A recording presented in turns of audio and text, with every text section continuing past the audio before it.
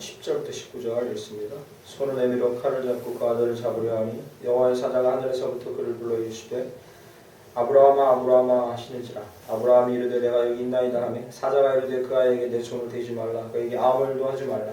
내가 내 아들 내 독자까지도 내게 아끼지 아니하였으니 내가 이제야 내가 하나님을 경외하는 줄 아노라. 아브라함이 눈을 들어 살펴본즉 한 순양이 뒤에 있는데 뿔이 숯불에 걸려있는지라. 아브라함이 가서 그 순양을 가져다가 아들을 대신하여 번제로 드렸더라. 아브라함이 그 땅 이름을 여호와 이레라 하였으므로 오늘날까지 사람들이 이르기를 여호와의 산에서 준비되리라 하더라.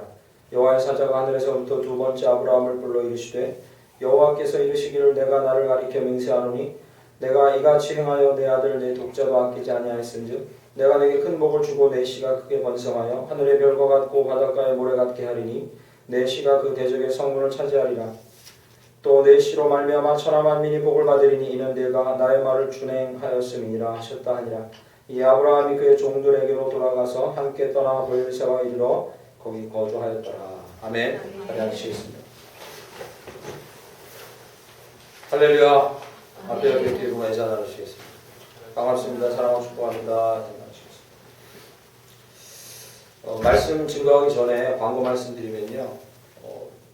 지금 우한발 신종 코로나 바이러스 때문에 전국이 난리인데 노래에서도 이미 지침이 내려와서 성도들이 모이는 자리를 가능하면 예배 말고는 피해달라 이렇게 노예에서 지침이 내려오고 해서 원래는 찬양하기 전에 광고를 미리 좀 드렸으면 했는데 전혀 뭐 믿은 거는 상관없는 얘기니까 나는 믿음이 더 좋다 이런 거랑 아무 상관없습니다. 저는 그런 거 상관없으니까 마스크를 쓰실 분은 쓰셔도 상관없습니다. 저는 설교해야 되기 때문에 이걸 벗고 있는 거예요. 쓰셔도 전혀 상관없고요. 그리고 오늘 점심을 준비하긴 했는데 혹시 식사를 같이 하는 건 더 밀도가 있습니다.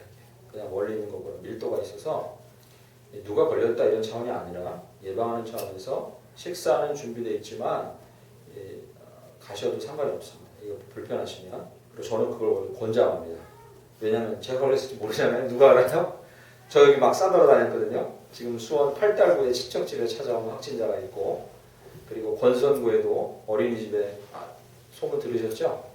예, 사촌 여동생을 만나러 온 그 사람이 이런 때 해필 사촌 여동생 2명을 만나서 하나는 권선구 어린이집 근무하는 여성이고 하나는 안양의 석수동에 근무하는 어린이집 근무하는 여성이에요. 사촌 오빠라는 분이 조금 무리를 했죠.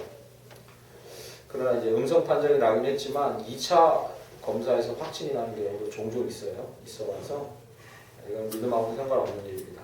어제 전모 목사님 믿으면 다 바이러스 이겨준다 해서 대형 집회를 열었죠. 서울에서. 정신 나간 짓이죠. 이럴 때. 상관없으니까요. 마스크를 쓰고 계시고 점심 식사를 같이 하실 걸 별로 그렇게 해서 권유하지는 않습니다.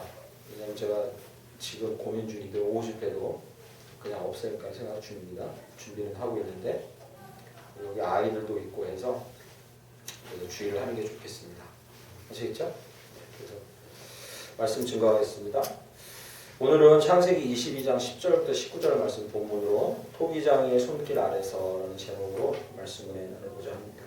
아브라함 이야기를 이렇게 길게 하고 있는데 창세기의 첫 부분은 창조 사건 말고는 아브라함 사건이 중심이기 때문에 그렇습니다. 그래서 이 아브라함의 사건을 쭉 살펴보면서 이제 거의 아브라함 사건의 마지막에 왔다 해도 과언이 아닙니다. 아브라함의 이야기는 거의 마지막인 거죠.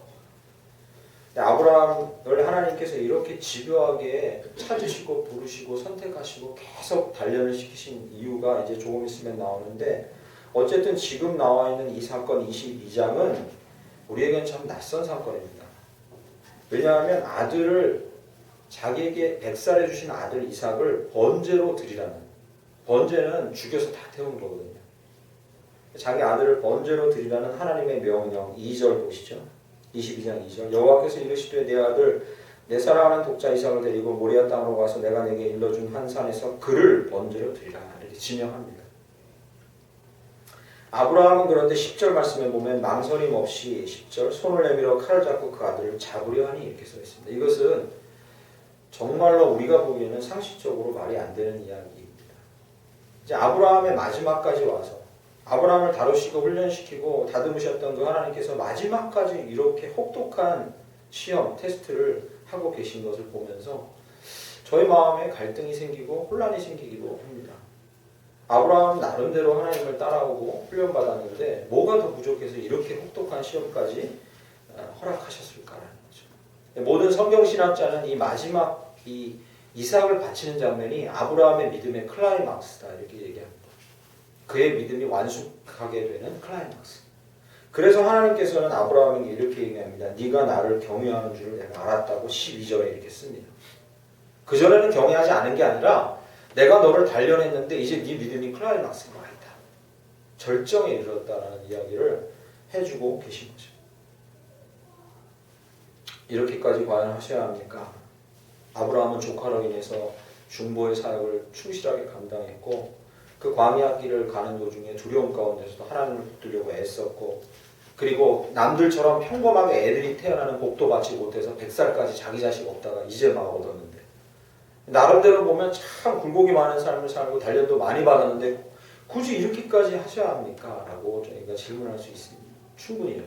22장 1절에 보시면 그 일 후에 하나님이 아브라함을 시험하시려고 뭘 또 시험합니까? 뭘 또? 이렇게 시험을 했는데 뭘 또 시험합니까? 계속 시험한다. 뭘 더 시험을 하시렵니까? 그러나 아브라함의 이 이야기는 성경 전체에 나와 있는 이 아브라함 이야기는 두 가지 사실을 우리에게 가르쳐 줍니다. 우리의 신앙의 여정에서 두 가지 변함없고 확실한 사실, 우리가 꼭 붙들어야 되는 사실 두 가지를 먼저 가르쳐 줍니다. 그 첫 번째는 뭐냐면 신앙은 저절로 성취되는 법이 절대 없다는 겁니다. 네, 절대 없습니다. 훈련을 많이 받고 온실 같은 상황에서 공부를 많이 했다고 성경은 그렇게 완수되는 것이 아닙니다. 그렇게 잘하지 않습니다. 신앙은 시험을 통해서만 자랍니다. 테스트를 통해서. 그래서 시험이 나오고 시험이 나오고 시험이 나오고 또 시험이 나오고 그 시험 중에 신앙은 완성됩니다. 이건 아주 쉬운 원리입니다. 학교에서 공부를 아무리 열심히 해도 시험을 안 치면 실력이 안 늘어납니다. 이거 맞는 얘기예요. 이게 첫 번째 우리가 기억해야 할 겁니다. 인생 자체가 시험의 장입니다. 우리는 늘 시험 대비에 있어요. 이건 부인할 수 없습니다. 부인할 수 없어요.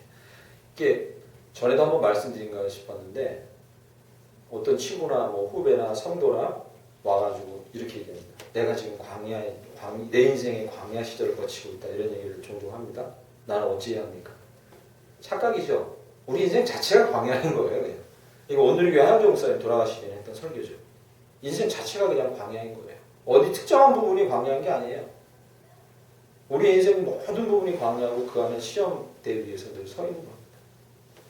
그것을 피하려고 할 필요도 없고 두려워할 필요도 없습니다. 그냥 시험대 위에 우리는 늘 있다 이렇게 생각하시면 됩니다. 두 번째는 신앙의 성장의 결과는 우리에게 많이 중요하지 않다. 하나님 보시기. 우리 입장에서 중요해 보이지만 이렇게 성장해서 뭐 할 건데? 라고 여러분 질문해 보십시오. 질문해 보셨습니까? 신앙 성숙을 원해서 저한테 훈련을 이렇게 했으면 좋겠다고 시켜달라는 분도 있고 이렇게 훈련하면 더 좋지 않을까라고 얘기합니다. 그러나 가만 생각해 보세요. 우리 자신에게 질문해 보겠습니다. 신앙이 자라서 뭐 할 겁니까? 그 결과로 우리가 무엇을 할 것입니까? 신앙이 좋다는 말을 들을 것입니까? 그게 뭐 대수라고? 당신 신앙이 좋아요라는 말을 듣는 게 뭐 대수라고요? 그게 뭐 대수입니까? 그런 말을 좀 듣는 게? 또 안 듣는다고 뭐가 그렇게 서운합니까? 다른 사람 앞에서 으쓱거리고 자랑하는 것이 우리 신앙 성장의 결과입니다. 그렇지 않잖아요. 그죠?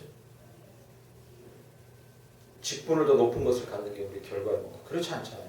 그러면 신앙 성장의 결과로 우리가 추구해야 되는 궁극적인 게 뭡니까? 딱 하나밖에 없어요. 뭡니까? 신앙이 자랄수록 더 감당해야 되고 더 섬겨야 되고 더 죽어지는 거죠. 그렇잖아요. 그죠? 당신 신앙이 자랐어요? 그럼 더 섬겨야 되고 더 성장해야 되고 더 죽어지는 게 그게 결과인 거죠. 그렇게 본다면 하나님께서 보시기에 신앙이 자라나는 결과가 중요한 게 아니라 그 과정이 더 중요한 거죠. 시험을 어떻게 우리가 극복하고 그 위에 서 있는가가 더 중요합니다. 하나님 보시기에 그게 더 중요하죠. 훨씬 더 중요합니다. 이 두 가지 사실을 아브라함의 인생을 보면서 우리는 분명히 깨달아야 합니다. 애초에 각오해야 하는 거죠. 신앙생활을 시작할 때 우리는 애초에 각오해야 합니다. 졸업도 없고 단계가 올라가면 탄탄대로가 이어질 거다라는 그런 허망한 꿈에는 사로잡히지 말아야 합니다. 그러므로 우리가 아브라함의 인생을 보면서 오늘 22장 1절에 더 뭘 시험하시렵니까? 라는 태도보다는 이 시험을 통해서 아브라함을 과연 어느 단계까지 끌어올리시려고 하나님 하십니까? 라고 우리는 그런 시각에서 오늘 본문을 바라봐야 합니다. 도대체 어느 단계까지 끌어올리시려고, 그리고 우리는 이 본문을 읽고 있는 우리는 하나님의 그 시험대 위에서 어느 단계까지 올라가기 원하십니까? 라는 차원에서 본문을 바라봐야 합니다. 그 과정에서 하나님을 알아가고 나를 알아가고 세상을 알아가고 그리고 더 강해지는 것. 그것이 하나님의 목적인 거죠. 시험의 주관자는 하나님이신 줄 믿습니다. 그래서 로마서 9장 22절은 이렇게 말하고 있습니다. 저희가 너무나 잘 아는 구절이요. 토기장이가 아시죠? 진흙 한 덩어리로 하나는 귀 있을 그릇도 만들고 하나는 천 있을 그릇도 만드는데 토기장에게 그럴 권한이 없느냐 이렇게 물어봅니다. 여러분 이 보면 잘 아세요. 구절 그죠? 나는 왜 저 주인의 테이블 위에 근사한 그릇으로 샐러드나 스테이크를 얹는 그릇으로 안 쓰이고 이렇게 허접한 용도로 쓰입니까? 라고 말할 수 없는 거예요. 왜냐하면 그것도 주인에게 소중하니까. 그 그릇 없으면 안 되니까. 훈련자는 누굽니까? 토기장인 하나님이시고요. 우리는 그의 손 아래서 그의 테스트 안에서 어느 단계까지 이르렀든지 남과 비교할 필요 없고 어떤 수준으로 내가 쓰임받고 있는지도 비교할 필요 없고 그리고 나는 왜 저 단계까지 이르지 못합니까? 라고 말하는 것도 필요 없고 그냥 그분 손 위에서 그분이 빚으시는 손 위에서 그분이 어떻게 빚어가시는지 신뢰하고 따라가야 되는 인생인 줄 믿습니다. 베드로가 묻습니다. 예수님 앞에. 시기심이 막 있었어요. 평소에. 왜냐하면 사랑하는 제자가 예수님 옆에서 계속 알람방구를 끼거든요. 저거 진짜 저거 저렇게 치사한 저런 놈 옆에서 꼭 있어 사회생활하면 이러면서 그래서 이렇게 묻습니다. 요한복음 21장 21절에 베드로가 그를 보고 예수께 여짜오되 주님 이 사람은 어떻게 되겠사옵나이까 물어봐요. 예수님 옆에서 알람방구 끼는 제자가 있으니까 쟤 어떻게 돼요? 이렇게 지적받은 제자가 요한이라고 알려져 있어요. 예수님의 사랑을 받던 요한. 그러니까 예수님을 따라다니면서 훈련을 받았는데 관심이 계속 어디가 있냐면 쟤랑 나랑 비교하고 쟤는 어떻게 쓰임받고 나는 어떻게 쓰임받는가 비교하는 거죠. 예수님 대답을 22절에 얘기합니다. 예수께서 이르시되 내가 올 때까지 그를 머물게 하고자 할지라도 내게 무슨 상관이 있느냐. 너는 나를 따르라. 이렇게 그가 지금 죽든 더 살든 나를 위해서 큰 일을 더하든 덜하든 그게 무슨 상관이냐. 너랑 상관없다. 너는 너의 길을 가는 내가 너에게 예비한 길을 가고 충실하면 된다.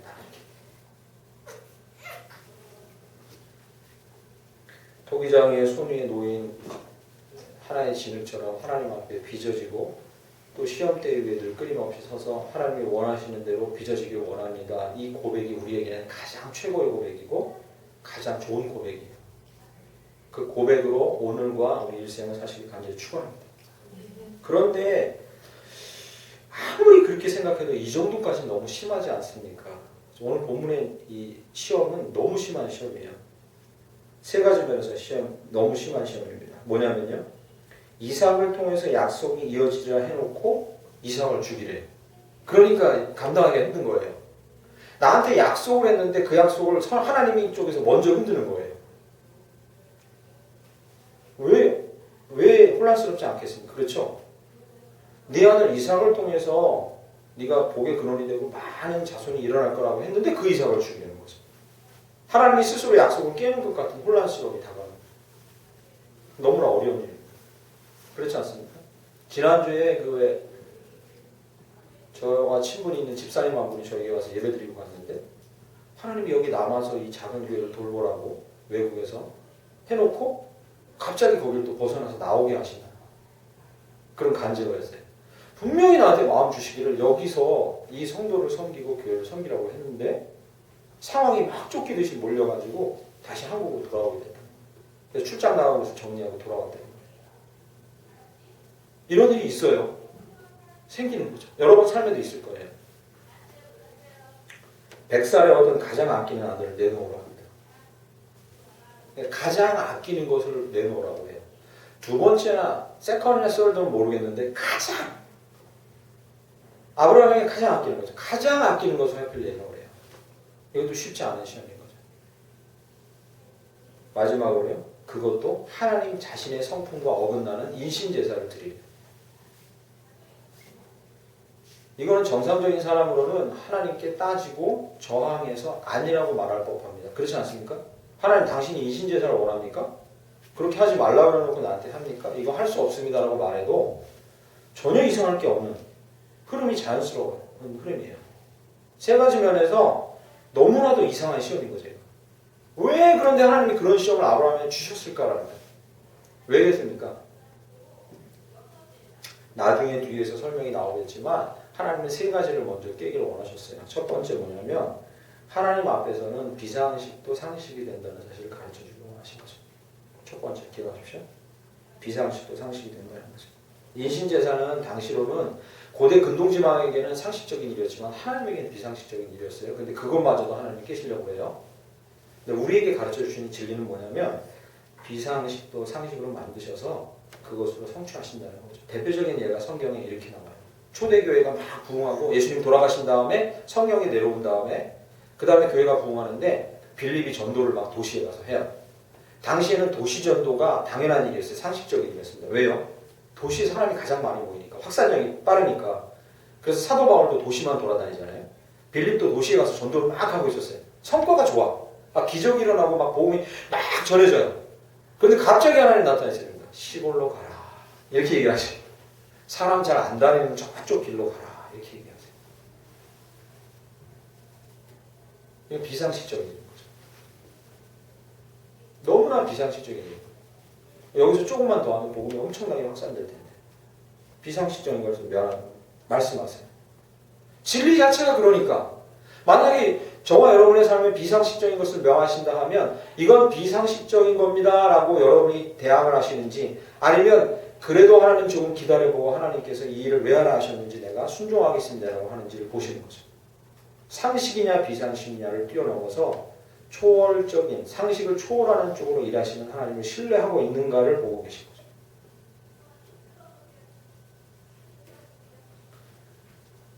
두 번째는 가장 소중한 것을 포기할 수 있는가를 보신 거죠.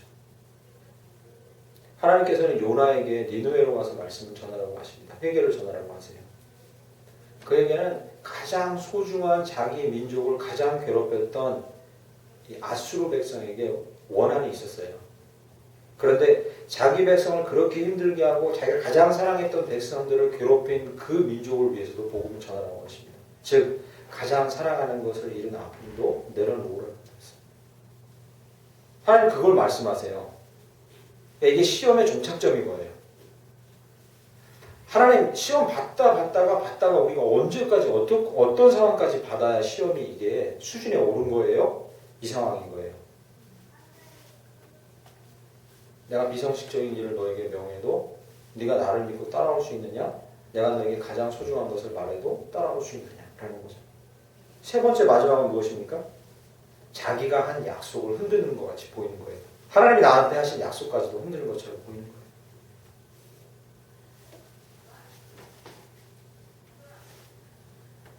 이런 경우는 우리 삶에 너무나 많이 만나봐서 여러분 더 이상 새롭지도 않을 겁니다. 하나님 이렇게 분명히 말씀하셨는데 뭐 이런 상황이 벌어지지 않아요. 아브라함이 당하고 있는 시험의 상황은 너무나 낯설게 보이지만 그러나 성경 전체에서 해석을 하고 보면 우리 삶에 적용해 보면 이 세 가지예요. 우리도 당하고 있는 거예요. 이게 뭡니까?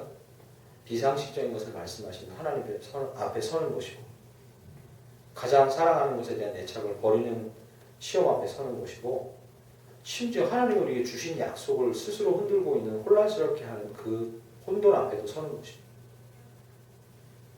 우리에게 흔히 일어나는 일이에요. 그렇지 않습니까? 진리가 우선입니까? 상식이 우선입니까? 이거 쉽지 않은 대답이에요.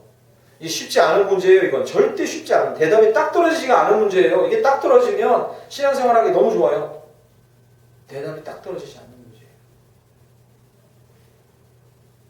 누구? 하나님과 나 사이에서만 결정할 수 있는 문제예요. 아브라함처럼 단련을 받아가지고 비상식적이지만 그걸 하나님의 말씀에 따라서 내 마음의 확신을 가지고 순종할 수 있는 단계에 이른 사람만이 그렇게 할 수 있는 일이에요. 그렇게 그만한 믿음에 이르렀기 때문에 하나님이 아브라함에게 말씀하신 거고. 그거 뭐예요? 염려하지 마세요. 여러분에게 비상식적인 일을 너무 많이 빨리 얘기하지 않으세요. 우리의 단계에 맞게 얘기하신다는 거죠. 마스크 쓰세요. 이렇게 하나님이 여러분 다 마스크를 써라. 다 집회하지 말아라. 다 어디 움직이지 말아라. 상식적인 일이잖아요. 제가 만약에 믿음이 약한 성도라면 교회를 안 올 거예요. 오, 대단하세요. 여기 계신 분들 대단하세요. 교회 안 올 거예요. 오늘 노회에서 뭐라고 연락이 왔냐면 수원의 모 교회 바이러스 확진 가능성이 아주 높은 환자가 수원 모 교회에 지금 있어요 라고 노회에서 연락이 왔어요. 정보통이. 그러므로 교인들끼리 가면 멀리 앉히시고 오지 않겠다고 하는 성도를 강요하지 마시고 별별 이게 핸드폰으로 지금 별별 노예에서 연락이 다 와요. 왜겠습니까? 이게 왜겠어요? 각자의 시험의 정도가 있기 때문에 자기와 하나님 앞에서 비상식을 넘어서느냐 아니냐는 제가 하나님 앞에서 자기 결정하는 문제예요. 교회는 마땅히 그 문제를 가지고 선을 좀 어느 정도 정해줘야 되기 때문에 연락이 오는 거예요. 이런 세상에서 진리를 따른다는 것 자체가 비상식적인 상황 아닙니까? 상식적으로 산다면 기독교인으로 이런 세상에서 살기 힘들어요. 힘듭니다. 교회에 나와주시는 것만 해도 정말 감사해요. 이게 정말 감사한 일이에요. 정말 감사해요. 진심으로. 정말 감사한 일. 가장 소중한 걸 포기하라는데 저희는 믿음이 어느 정도 단계에 올라와 있으니까 주일날 교회 가는 당연하지 하지만 아니에요. 믿지 않는 사람들이나 믿음이 연약한 사람은 주일날 교회 가는 게 엄청난 걸 포기하는 거예요. 당장 저희 형도 요즘 교회를 잘 안 나가요. 목사 형인데 이번에 명절날 올라가서 어머님 걱정이 네 형이 교회를 잘 안 나간다. 왜요? 주일날 출장을 막 비파기 검사사라 출장을 막 전국에 돌아다니니까 주일을 한 주를 빼먹잖아요. 어쩔 수 없이. 그러다 보니까 주일날 시간이 나도 몸이 처지는 거예요. 그 마음 아시겠죠? 제가 형하고 가서 막 싸운 게 아니에요. 이해한다. 엄청난 걸 포기해야 되는데 고된 일을 하는데 포기하라는 얘기요? 여기는 자기 독자를 포기하라는 이 극단적인 얘기를 해주셨지만 우리에게 뭐라고 얘기하냐면 너의 사랑스러운 것을 포기할 수 있는 단계가 가장 사랑스러운 것까지 올라가려면 그것도 하나님 앞에서 우리가 다름받아야 될 일이라는 거죠. 그 토기장의 손길 안에서 약속해놓고 그 믿음을 흔드는 것에 대해서도 마찬가지입니다. 우리는 그런 일을 많이 겪고 있어요. 원리는 이것입니다. 그 토기장이가 주권적으로 원하는 만큼 각자에게 시험하신다는 거예요. 할렐루야. 그래서 베드로처럼 하면 안 돼요. 저 사람은 왜 저러요? 라고 말할 필요 없어요. 너는 왜 그렇게 하지 않아? 라고 말할 필요 없어요. 내 믿음은 왜 여기까지인가? 라고 그렇게 자책할 필요도 없어요. 하나님이 조금씩 시험하시고 강도를 높여가시고 신뢰하시기를 간절히 축원합니다. 아브라함은 그 과정을 거쳐왔기 때문에 이 마지막 과정에 서 있는 거예요. 너무 부러워하지 마시고 너무 나랑 상관없다고 생각하지 마시고 하나님이 한 걸음씩 인도하시고 시험 주시는 것에만 따라가야 돼요. 솔직하게 따라가면 돼요. 난 아직은 그 정도는 아닙니다라고 따라가요. 그러면 하나님이 어떻게 하시냐? 감당할 시험 밖에는 너희에게 다한 것이 없다고 하나님이 이렇게 얘기하십니다. 딱 감당할 만큼만 주세요. 거기까지만 충실하면 돼요. 감당 못하겠어요 라고 하면 하나님이 야 이 새끼 개빡치셔가지고 여러분이 어떻게 하시는 게 아니라 다음 구절에 뭐라고 해요? 감당하지 못할 시험당을 허락지 아니하시고 시험당할 쯤에 모두 솔직하게 말하면 피할 것도 주십니다.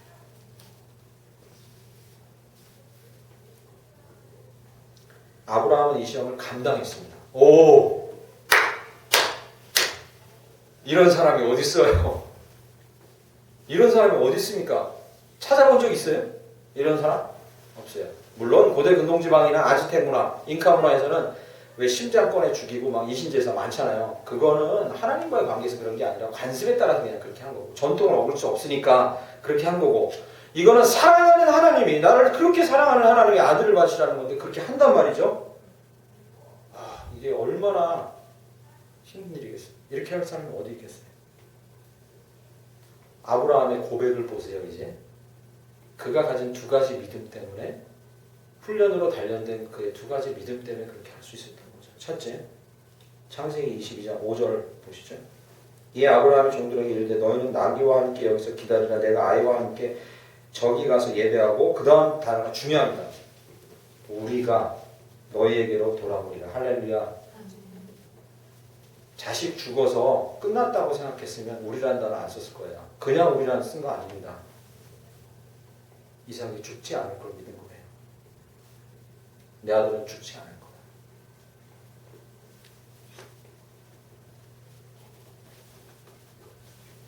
히브리서 11장 17절에서 19절은 이 22장 5절 9절을 이렇게 다시 해석합니다. 히브리서에서 그를 죽이셔도 다시 살리실 줄을 내가 생각하였다, 믿었다, 이렇게 표현합니다.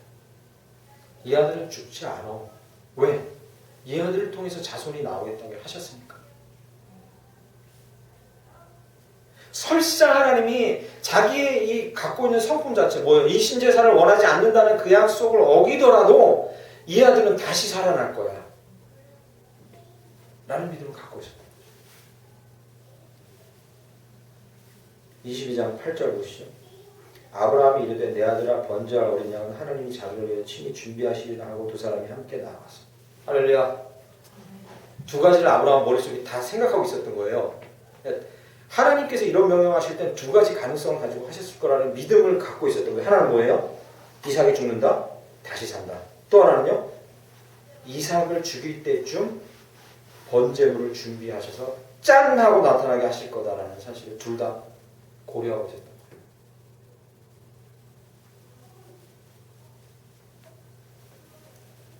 이 말씀들을 종합해 보면 두 가지를 믿었던 겁니다. 첫째, 하나님은 자신의 본성에 반하는 일을 행하지 않으신다. 상식에 반하는 일은 행하실 수 있다. 혹시 비상식적인 거 말씀하실 수 있다. 근데 자신의 성품을 반하는 일은 절대 말씀하실 수 없다. 그리고 행하지 않을 거다 말씀하신 거. 그걸 믿은 거예요. 저와 여러분도 이 사실을 믿게 되길 간절히 축원합니다. 그분이 말씀하시고 그분의 성품에 틀린 것을 말씀하실 수 없어요. 그분이 만약에 정의를 원하시는 분이면 여러분을 괴롭힌 사람을 반드시 마지막까지 가서 어렵게 하시고 망하게 하시고 되돌아서 하나님이 진벌하시고 원수를 갚으실 줄 믿습니다. 성경은 그렇게 쓰고 있어요. 원수가 괜찮아. 당장은 아니라도. 그의 성품이 변개되지 않으시는 분이에요. 그걸 믿은 거죠. 간혹 비상식적인 걸 말씀하셔도 그 성품을 깨지는 않으세요. 그럼 여러분 질문하실 거예요. 비상식적이 아닌데 어떻게 그런 일이 가능해요? 어떻게 해요? 상식을 초월해서 가능하다. 우리가 생각할 수 없는 다른 상식적인 방법을 생각한다는 거예요. 왜? 상식도 변하니까. 여러분 아시죠? 저와 여러분이 갖고 있는 상식이 한계가 있다는 거. 그 빈틈을 노려서 다른 상식을 가지고 오시는 거죠. 또 하나를 믿었어요. 하나님은 약속하신 것을 어기지 아니하신다. 할렐루야. 내 아들 이삭을 통해서 자손을 넓히실 거라는 약속을 결코 어기지 않을 거라는 것. 두 가지를 믿었어요. 첫 번째를 믿었기에 인신제사가 완성되지 않으리라는 걸 알고 있었어요. 하나님 절대 그렇게 하지 않으실 거예요. 이삭이 죽지 않으리라는 걸 알고 계셨어요. 결과는 그가 마지막에 살 거라고 알고 있었던 거죠. 하나님이 어디까지 훈련시키냐? 여기까지가 훈련의 최종입니다. 내가 하나님 믿으면서 참 형통하고 막 되게 편안하고 이런 사람이 아니고 여러 가지 역경이 있었는데 여러분 다 그런 마음에 그런 게 있을 거예요. 어디까지 내가 훈련 받아야 할까? 좀 그만하시죠. 뭐 이렇게 생각하시는 분 계실지 모르지만 여기까지예요. 답이 이미 나와 있어요. 여기까지입니다. 성경이 보여주는 게 여기까지예요. 그런데 여기까지 하는 의미가 하나 더 있습니다. 여기 제가 지금 말씀 안 드리는 의미가 하나 더 있어요. 그게 뭐냐면요. 아들 이삭을 제물로 바쳐서 그래서 너의 믿음을 나에게 보이라고 하는 아들 이삭을 제물로 바치자는 것을 궁극적으로 여기까지 시험하시는 거예요. 어디까지요? 내가 내 아들 예수를 내 손으로 친히 죽여서 그래서 온 세상 사람들을 구원하기 위해서 내 아들 독자를 내놓는 그 마음을 알 때까지 그 마음을 네가 알 때까지 너를 테스트하겠다고 말씀하십니다. 여기가 최종적이에요. 아브라함은 예수까지는 몰랐어요. 미래에 일어날 예수 사역이 다 알지 못했어요. 그러나 적어도 뭘 알았겠어요? 독자를 죽이는 게 이런 거구나라는 걸 알았던 거죠. 우리가 당할 최종 시험이 뭐냐? 하나님의 마음을 아는 것까지 시험당하는 게 최종 시험입니다. 독자를 주신 하나님, 독생자 예수를 주신 그 하나님의 마음이 무엇인가를 아는 것까지가 우리가 마지막까지 당할 시험의 최종점이에요. 그 이상은 없어요. 그걸 안다면 여러분 어떤 시험에 와도 다 감당할 수 있어요. 다 감당 가능해요. 거기가 최종점이에요.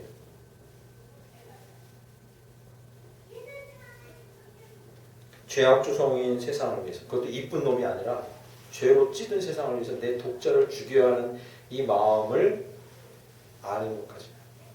이렇게 하면 너무 거창하니까 좀 돌려서 말하면요. 고대 근동 지역의 한 족장을 택해서 아무런 특점이 없었어요. 대단한 사람이 아니에요. 그냥 한 사람을 택한 거예요. 그래서 인류의 구원사를 알리고 하나님의 마음을 알리고 예수를 알리기 위해서 그를 계속 테스트한 거예요. 오케이. 결론이 나온 거죠. 여러분 언제까지 시험을 받으실 겁니까? 언제까지 예정되어 있습니까? 어느 단계까지 올라가는 시험이 하나님 앞에 예정되어 있습니까? 토기장의 손길이 각자에게 달라요. 속도가 다르고 상황이 다 다르지만 그러나 한 가지 분명한 거 있어요. 어디까지 시험이 계속되냐면 여러분과 제가 예수의 그 보혈을 알고 십자가를 알고 하나님의 마음을 제대로 알고 그것을 세상에 알려주기 위한 일을 감당할 수 있을 때까지 시험 받으시는 거예요. 너무 거창하게 생각하지 마세요. 내가 막 고난을 당하는데 내 옆에 있는 가족, 남편, 아내, 내 직장 사람들 그것을 알게 되는 거 너무 우주적으로 생각하지 마세요. 소말리아 사람이 그것을 나를 통해 알게 되고 뭐 이렇게 너무 거창하게 생각하지 마세요. 내 주변에 있는 사람이 그것을 알게 될 때까지.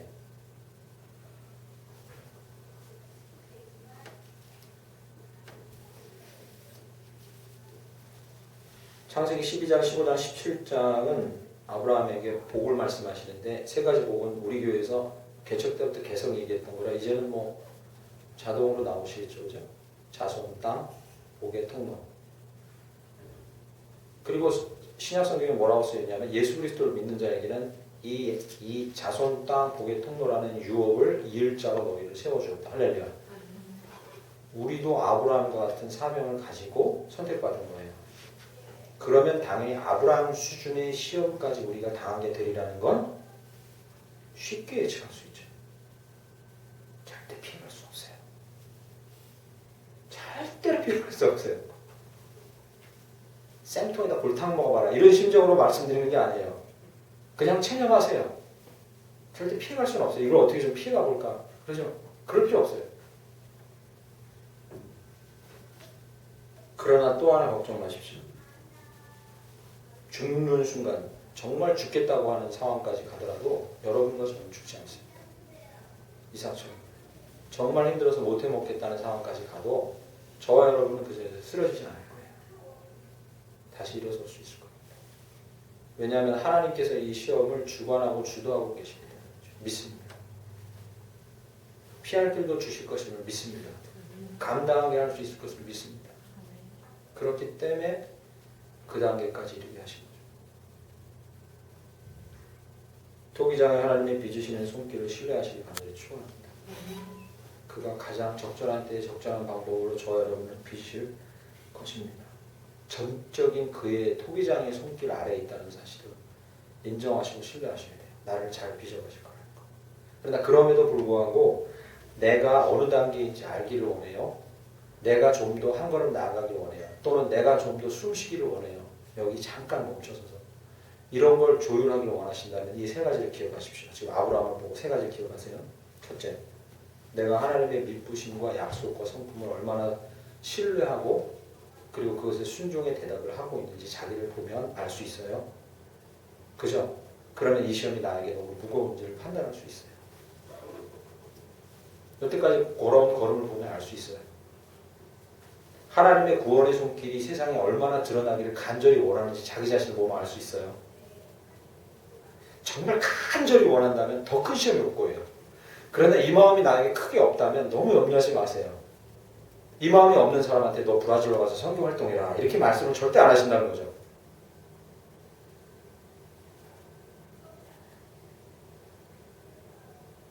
하나님의 말씀과 명령을 받들려는 순종이 우리에게 있는지 얼마나 즉각적으로 순종하는지 그걸 봐서도 우리는 우리 자신을 판단하고 조율할 수 있어요.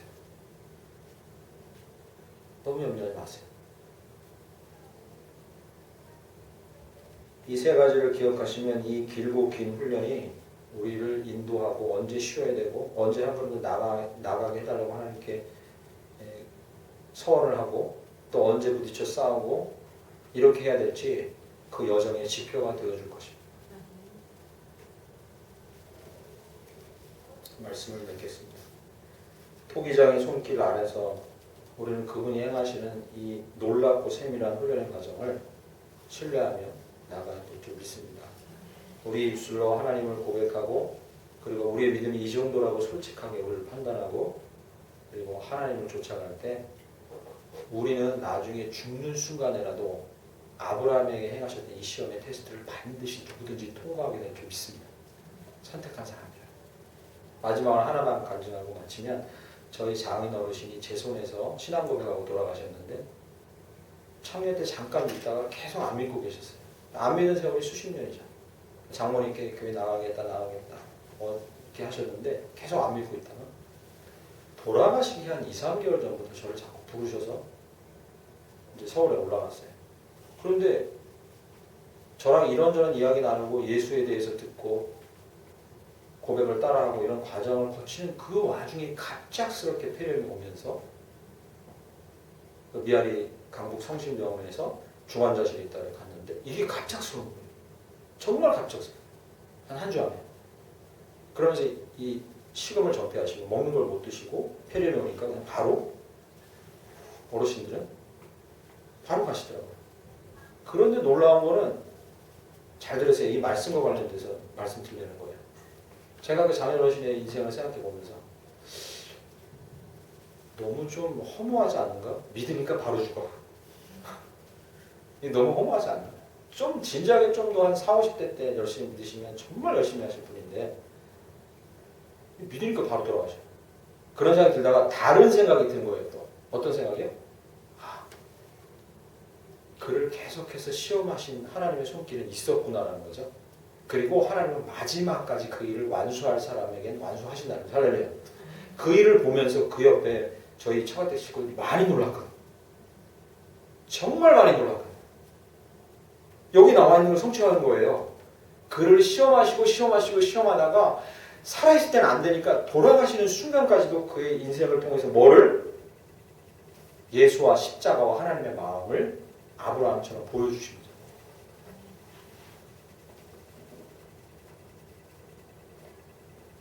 그렇지 아내가 처가댁 아무도 믿지 않는 상황에서 믿기 시작했는데 지금은 처가댁 가서 식사하는 게 정말 즐거워요.